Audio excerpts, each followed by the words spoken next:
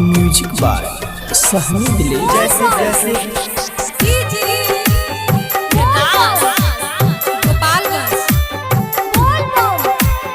Goswami digital recording studio Sheohar. रोक नाही पैनी डोली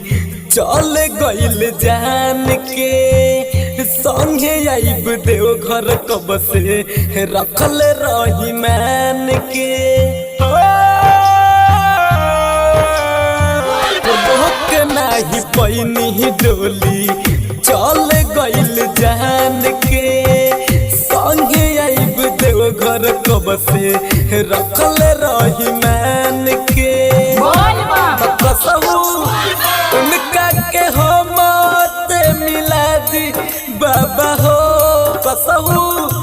उनका के हो मौत मिला दी बाबा हो बिना जहान के जिए नहीं पाई हम देव घर में आके मर जाइब बाबा हो बिना जान के जिए नहीं पाइब देव घर में आके मर जाइब बाबा हो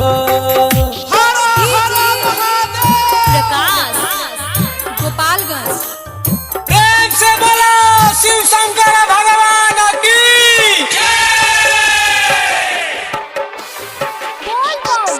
म्यूजिक बाय सहनी दिले जैसे तरपीले हम वैसे तरपत होई अपना पिया से लुका के हरदम रोवत होई ए बाबा जैसे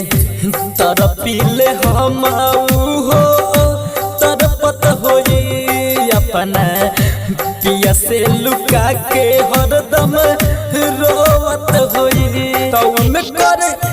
एक बार चेहरा देखा दी बाबा हो उनकर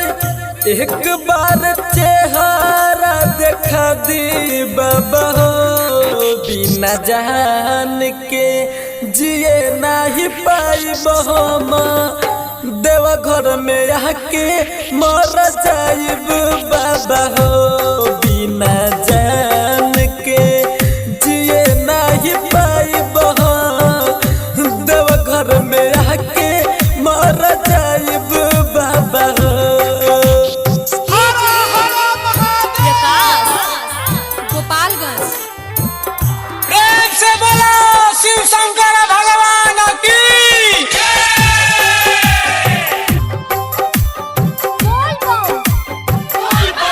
याद पल पल सताई हमके कैसे भुलाई छोटू राजा के बिना बाबा उहो मर जाई याद पल पल सताई हमके कैसे भुलाई छोटू राजा बिना बाबा मर जाए कही परशुराम नाही घर जाइब हो तक तनो कही दिलीप नाही घर जाइब हो बिना जहान के जिए नहीं पाइब हम देव घर में आके मर जाइब बाबा हो बिना जान के जिए नहीं पाइब देव घर में आके मर जाइब बाबा हो Goswami digital recording studio Sheohar.